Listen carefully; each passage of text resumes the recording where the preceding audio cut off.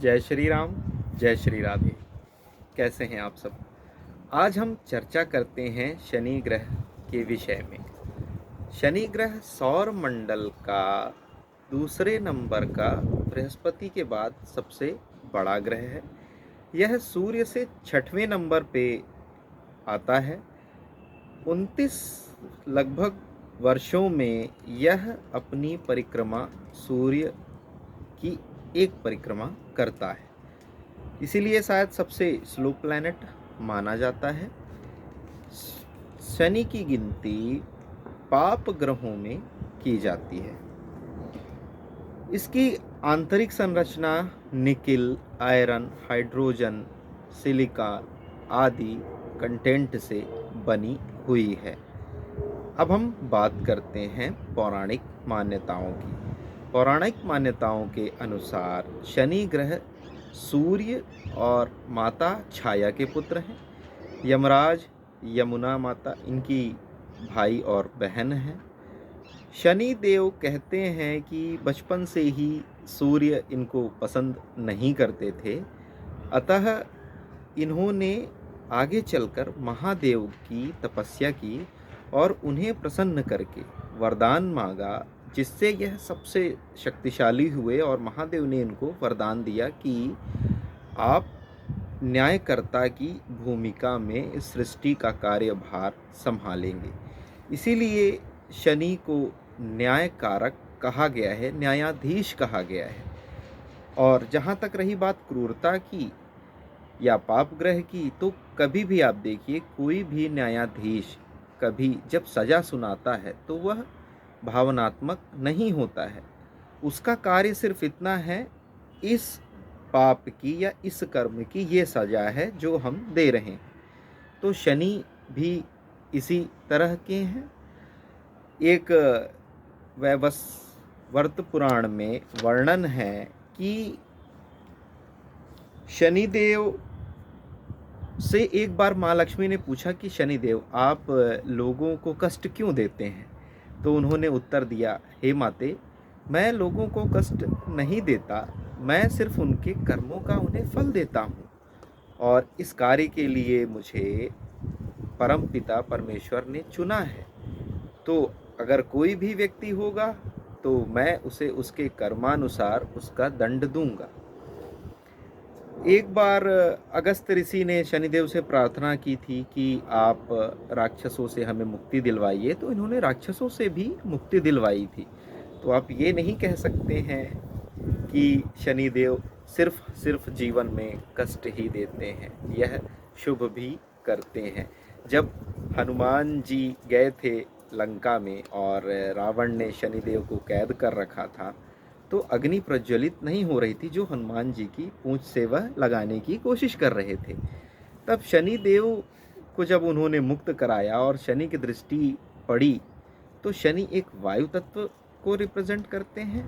तो शनि की दृष्टि से वह आग बहुत तेजी से फैली और पल भर में ही लंका में लग गई। तो शनि देव ने तब वरदान दिया हनुमान जी को कि जो भी आपकी उपासना करेगा, मेरा दुष्प्रभाव उसके ऊपर नहीं पड़ेगा।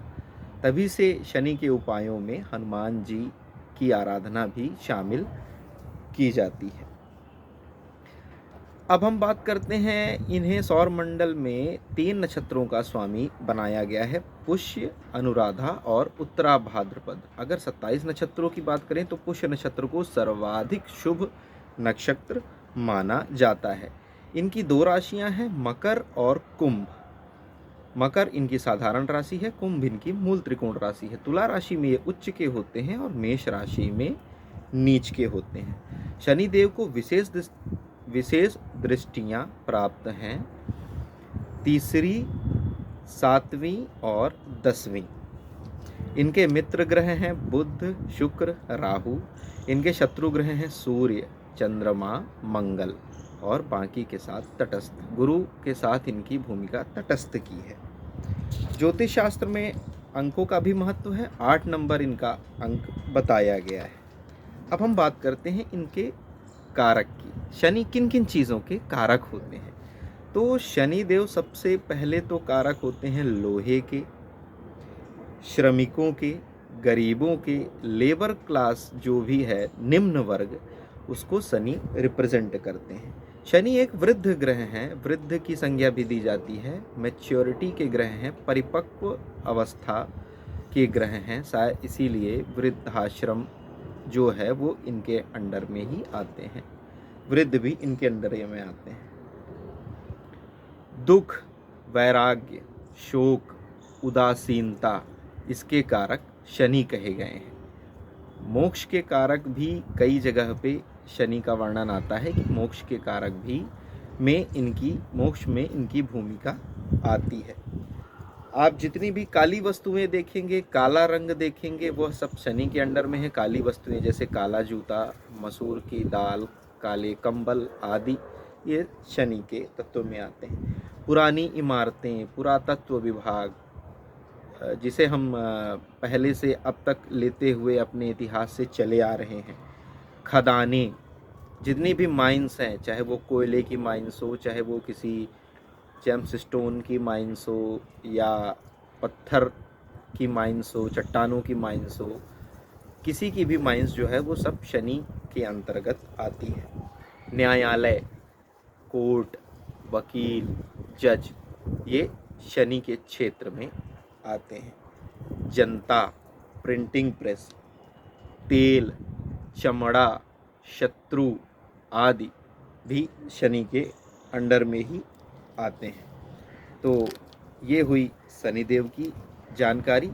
शनि एक सकारात्मक ग्रह हैं। अगर हम अपने कर्मों को सही से करें तो शनिदेव हमें कर्मों का सुख भी प्रदान करेंगे। अगर हम गलत करेंगे तो हमारे साथ न्याय करेंगे। और कई बार ऐसा होता है कि शनिदेव, आप ये भी कह सकते हैं कि हमारी परीक्षा भी लेते हैं कि हम बुरी से बुरी परिस्थितियों में कितने धीर ही गंभीर बने रह सकते हैं। राजा हरिश्चंद्र की घटना भी आपने सुनी होगी कि उनके जीवन में भी जब शनि का प्रभाव आया तो उन्हें दर दर की ठोकरें खानी पड़ी। राजा नल, दमयंती, उनके साथ भी ऐसा ही हुआ। परंतु उसके बाद देखिए, जैसे ही वो निकल के आए तो निखर कर उनका व्यक्तित्व सामने आया और उनकी मान, सम्मान, यश, कीर्ति, प्रतिष्ठा और बढ़ी समाज में। तो ये थी शनि की जानकारी। जय श्री राम, जय श्री राधे।